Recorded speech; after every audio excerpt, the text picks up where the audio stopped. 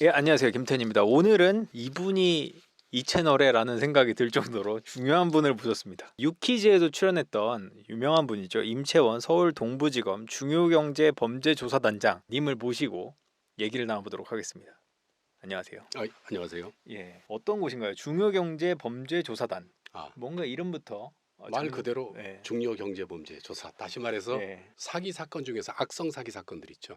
넘쳐나죠. 넘쳐나. 예, 예, 법이라고 하는 거는 사회 현상에 대해서 적용을 하는 건데 예, 그러려면 사회 현상을 잘 이해하고 있어야 되거든요. 예, 예, 저도 뭐 경력이 짧을 때도 그랬지만 분명히 혐의가 인정이 되는데 경험이 적어서 사기꾼의 거짓말에 속아 넘어가는 경우가 있었습니다. 그래서 예, 이거는 문제가 있다 그래가지고 2014년부터 예. 서울중앙지검에 이제 중요경제범죄조사단이 생겼습니다. 그래서 그때부터 벌써 9년 됐는데요.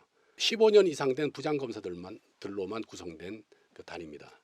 그게 노련한 베테랑들로만 예, 모아놓은 그렇죠. 예, 그 베테랑들의 뭐 검사들의 약간 어벤져스 예, 이 중요 경제 범죄만 막기 위해서 예, 만들어진 베테랑 수사단이라고 예, 예. 보시면 될 것 같습니다. 근데 경제 범죄라고 하면 보통 이제 사기를 많이 떠올리는데 주로 재산범죄 중에 이제 사기 사건이 제일 많고요. 횡령, 배임 뭐 예, 이런 것들 정말 복잡하고 머리 아픈 사건. 예, 검사들이 보통 하기 싫어하는 그런 예. 사건들. 그런 쪽은 약간 하기 싫어하나요? 예, 그러니까 보통 요새 처음에는 취지가 굉장히 좋은 취지로 냈는데 예. 이게 좀 세월이 흐르면서 인사 때 되면은 중요경제범죄조사단으로 뭐 좌천됐다 이렇게 얘기하는데 그건 이제 엄청나게 힘들고 생색이 안 나는 데기 때문에 아, 정작 진짜 국민들 위해서 꼭 필요한 부서인데 예. 어떤 검사들 입장에서는 자기 출세하는데 그게 도움이 안 되니까 아, 그래서 그게 좀 어. 서운하긴 서운하더라고. 사실 그렇지 않은데 좌천이 아니라 여기 이런 데 가서 정말 진짜 검사들이 예. 해야 될 검사가 꼭 필요한 곳이 아닌가 싶습니다. 예, 이렇게 예.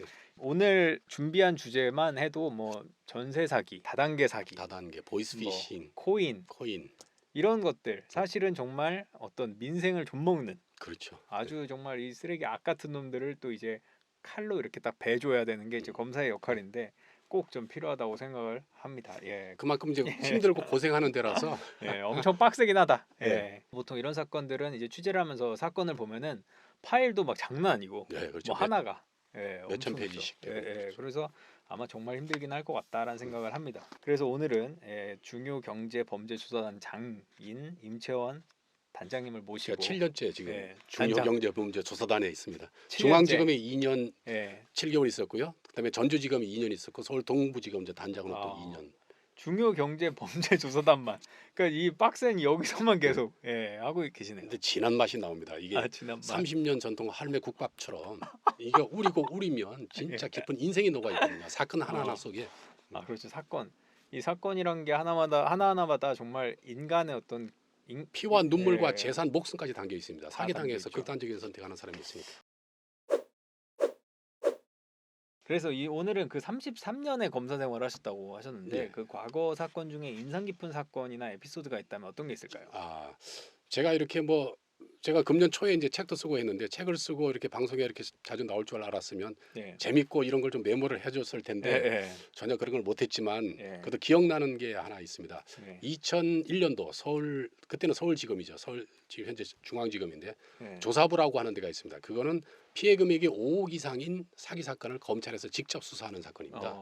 근데 제가 이제 형사부 있다 글로 이제 인사 발령이 났는데 예. 어느 날 어떤 그 한 60 넘은 아주머니가 면담을 하자고 예, 예. 요청이 들어왔습니다. 그래서 면담을 했더니 이분께서 하시는 말씀이 어저께 밤에 예. 꿈을 꾸는데 꿈속에서 굵은 동아줄이 내려오길래 그걸 타고서 하늘로 올라갔답니다.